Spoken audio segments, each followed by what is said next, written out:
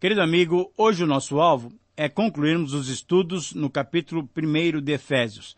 Nós vamos estudar os versículos 15 a 23.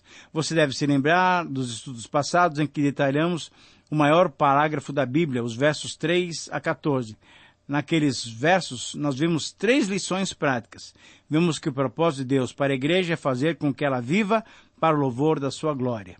Vimos que o propósito de Deus para a igreja exige que ela viva uma vida de santidade e uma vida irrepreensível. Mas nós vimos também que o propósito de Deus para a igreja é que a igreja, que somos nós vivamos de uma maneira que o mundo perceba que a vida com Jesus é diferente.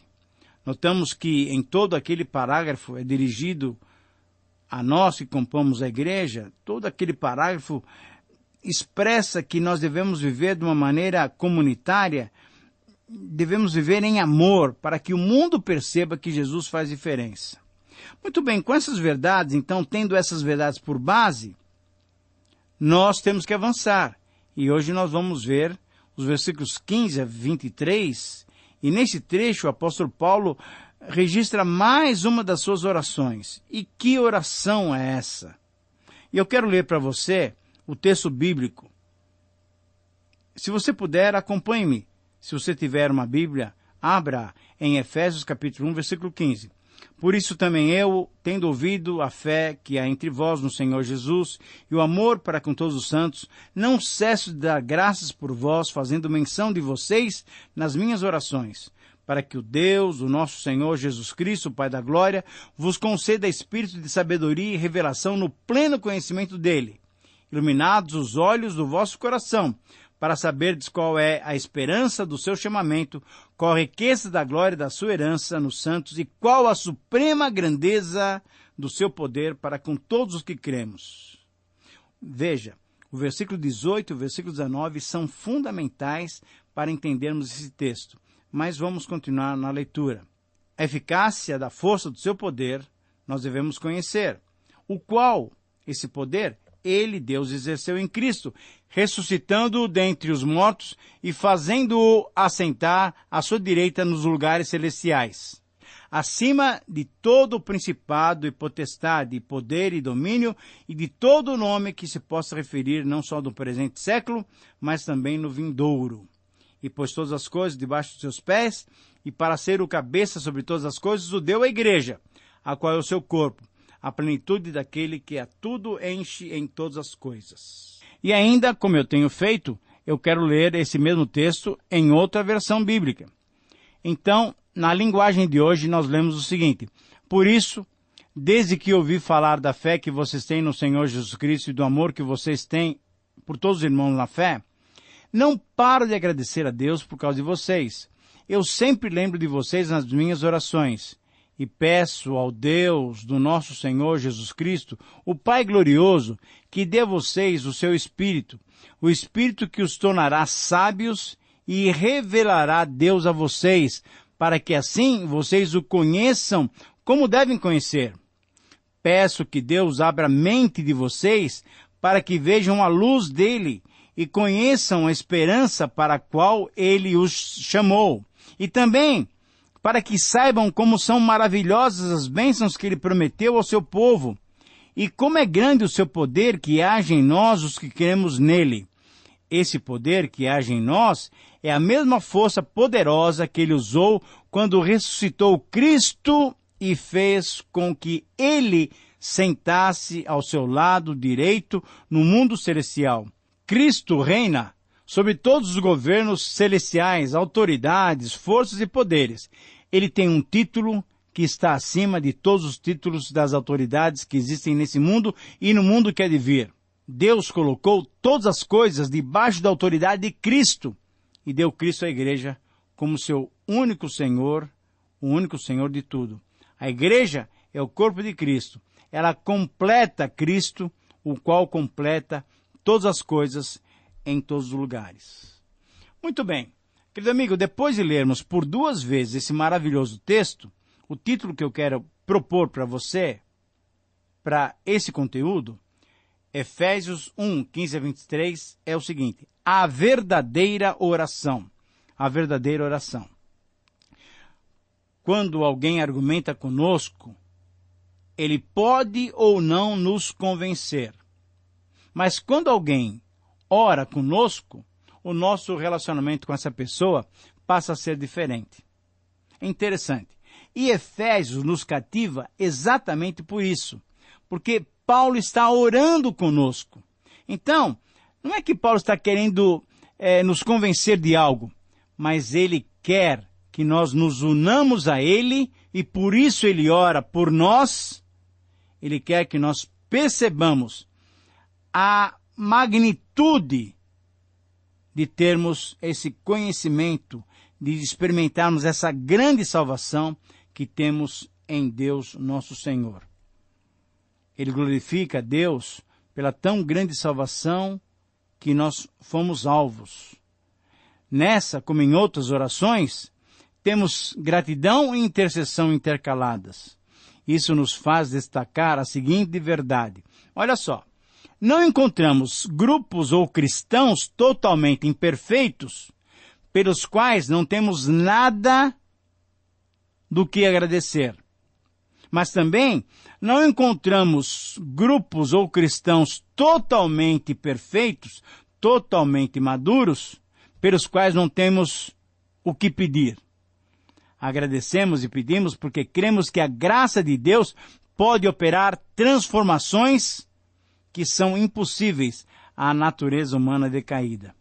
Quando oramos, obtemos um duplo efeito. Há transformação na vida daqueles por quem oramos e há também transformação em nossas próprias vidas. Quando colocamos o nosso próximo na presença de Deus, cremos que Deus é poderoso suficientemente para transformar aquela vida, objeto da nossa oração, da nossa intercessão. Mas quando incluímos alguém em nossa oração, em nossa vida de intimidade com Deus, nós nos tornamos mais sensíveis à vida daquela pessoa, à necessidade do nosso próximo. Então, deixamos para trás qualquer tipo de preconceito, barreira. E aí, essa pessoa começa a ganhar importância na nossa própria vida. Por isso também nós somos transformados pela oração. Na carta escrita aos Filipenses, nessa mesma época, como nós já tínhamos mencionado, Paulo pediu para que Deus desse a eles, que tivessem um amor mais amadurecido, um amor até aumentado. Ele fala no versículo 9 do capítulo 1, mais e mais pleno conhecimento em todo discernimento. Isso é, Paulo quer que o cristão desfrute cada vez mais de todo o conhecimento de Deus que é amor. Naquele pedido percebemos a necessidade que a igreja tem de um conhecimento intelectual para conhecer a si mesma, para conhecer o mundo em que ela está plantada, para conhecer a Deus e a sua vontade. Mas é interessante que, além desse conhecimento, Paulo pediu também que Deus lhes desse o quê? Confira comigo. Discernimento. Discernimento, querido amigo, é a capacidade de aplicar o conhecimento. Assim como a prudência é a capacidade de aplicar-nos a sabedoria, assim também a igreja precisa de conhecimento e discernimento para saber viver no meio do mundo em trevas. A igreja atual precisa de discernimento porque, nesses dias, o mundo tem cobrado uma presença mais eficaz da igreja na vida das pessoas e da sociedade. O mundo quer perceber que tem uma diferença entre aqueles que seguem a Jesus Cristo. Mas quando a igreja chamada cristã faz adaptações de certas práticas que vemos em outras religiões e seitas, quando a igreja cristã, chamada cristã, no desejo de se contextualizar, desenvolve certas práticas mundanas, ela está demonstrando que lhe falta discernimento, isso é, falta sabedoria para colocar em prática o conhecimento adquirido. Embora tenhamos a doutrina certa, muitas vezes a igreja não sabe como mostrar amorosamente a diferença que existe entre ela, formada pelos seguidores de Cristo, e os seguidores de outras seitas, e outros gurus até. Precisamos mais do que nunca em nossos dias conhecer a origem, a natureza, o propósito e a missão da igreja. Para isso, precisamos de discernimento espiritual, para saber aplicar esse conhecimento. O estudo, então, dessa carta aos Efésios vai nos levar a isso. Quando nós estudamos, por exemplo, o primeiro capítulo, fica claro uma divisão, e eu gostaria que você tomasse nota disso. Em primeiro lugar, nos versículos 3 a 14, como nós estudamos em 3 programas passados, ao agradecer, o apóstolo Paulo nos desafia também a agradecermos a Deus por toda a sorte de bênçãos espirituais nas regiões celestiais em Cristo. Mas, em segundo lugar, nesses versos, no texto de hoje, o apóstolo pede que os olhos espirituais dos cristãos sejam abertos e nos façam perceber que é uma dimensão sobrenatural no processo hermenêutico. Isso é, não lemos a Bíblia como um livro qualquer. Não conhecemos a Deus sem a iluminação do Espírito Santo. Para isso, precisamos discernimento espiritual. Por isso, necessitamos manter um equilíbrio perfeito entre louvor e adoração. Por um lado, devemos agradecer a Deus por tudo que Ele já nos deu, mas por outro lado, devemos pedir ainda mais tudo quanto Ele é para nós. Louvor e adoração. E quanto mais conhecemos a Deus, mais podemos entendê-lo e usufruir do seu poder que Ele concede a nós. Por isso, a frase que resume esse texto, de 15 a 23 de Efésios 1, pode ser sintetizada dessa maneira. A verdadeira oração dirigida a Deus deve ter por propósito, deve ter por objetivo a ampliação do conhecimento espiritual de todos os cristãos. Eu repito essa frase. A verdadeira oração dirigida a Deus deve ter por propósito, deve ter por objetivo a ampliação do conhecimento espiritual de todos os cristãos. E nesses versos, nós vamos encontrar 5 aspectos da oração que devemos fazer a Deus em favor de todos os nossos irmãos, de todos os cristãos. Em primeiro lugar, o primeiro aspecto da verdadeira oração é agradecer a Deus por suas vidas. Versículos 15 a 16, Paulo agradece a Deus pela fidelidade, fé no Senhor Jesus Cristo, fidelidade para com os irmãos. Paulo agradece a Deus pelo temor, pelo amor, pelo testemunho daqueles irmãos. Amor para com o Senhor Jesus, amor para com os irmãos. Mas ele agradece a Deus por quê? Porque ele tem visto nos irmãos de Éfeso crentes que realmente dão alegria ao seu coração. Ele que implantou a igreja. Mas é interessante percebermos no verso 16 que ele faz essa oração de gratidão, essa parte da oração que é gratidão, ele faz como? Incessantemente. E ele faz através das várias orações que ele dirigia a Deus. Então, querido amigo, o que nós aprendemos aqui é que podemos ser gratos pelos nossos irmãos e devemos fazer isso constantemente através das nossas orações. O segundo aspecto da verdadeira oração em favor dos cristãos é pedirmos pelas ações da Trindade. Pedimos pelas ações do Pai, porque Ele é o Deus do nosso Senhor Jesus Cristo. Ele é o Pai da glória. Pedimos também a ação do Filho, porque quem Ele é? Veja aí no versículo 3. Ele é o ambiente no qual temos as bênçãos espirituais, isso é, em Cristo, em Cristo, em Cristo. Mas Ele é o Senhor ungido, veja no versículo 17, ungido como o Cristo, Ele é o Messias de Deus. Pedimos também, nesse segundo aspecto da verdadeira oração, as ações do Espírito Santo, porque o Espírito Santo é o Espírito de sabedoria, Ele é o Espírito de revelação do pleno conhecimento de Deus. O terceiro aspecto da verdadeira oração em favor dos cristãos é pedirmos por visão espiritual. Nos versículos 18 e 19, você deve se lembrar que eu pedi para você anotar esses versículos quando eu estava lendo o texto bíblico, são os versículos chaves desse parágrafo, 18 e 19.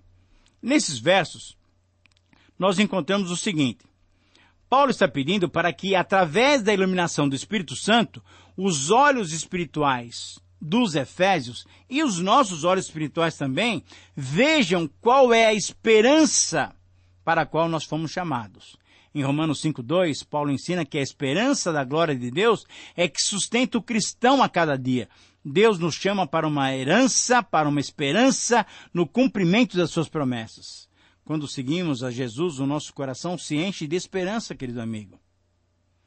Segundo, Paulo pede que, através da iluminação do Espírito Santo, os nossos olhos espirituais vejam qual é a riqueza da glória da herança dos santos. É impressionante esse pedido. Paulo quer mostrar para nós, cristãos, que além de fazermos tudo para a glória de Deus, devemos enxergar que nós somos a glória de Deus. É impressionante. Deus em nós é glorificado. Entre nós, Ele manifesta a sua glória.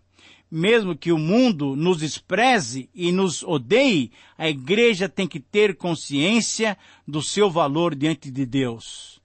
E a nossa posição de santos e fiéis é uma posição de honra. Glória a Deus por isso. O terceiro pedido que Paulo faz é que, através da iluminação do Espírito Santo, os nossos olhos espirituais vejam qual é a suprema grandeza do poder de Deus para com todos nós que cremos. Isso está no versículo 19. Suprema grandeza quer dizer grandeza excedente. Deve-se notar que somente nesse verso, Paulo usa 4 palavras para descrever esse poder divino.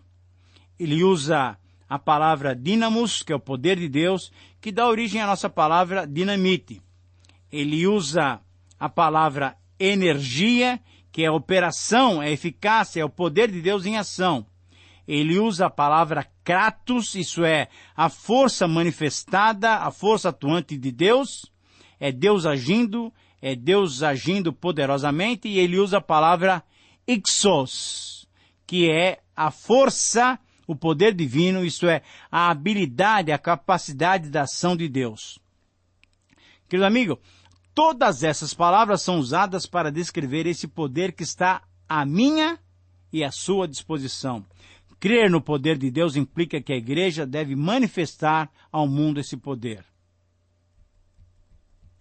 O quarto aspecto da verdadeira oração em favor daqueles que nós oramos, isso é, em favor dos cristãos, é pedir pela sublimidade de Cristo.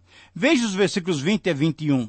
Em Cristo é a maneira que nós nos relacionamos com a divindade.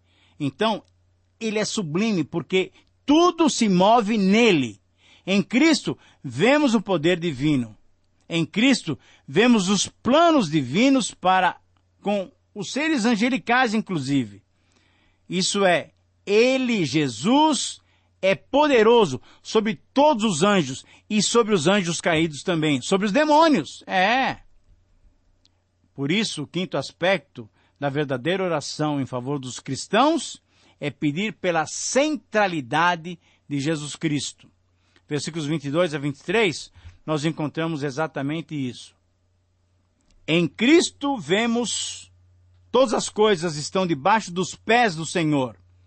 Cristo tem todas as coisas sob os seus pés. Cristo é o cabeça de todas as coisas.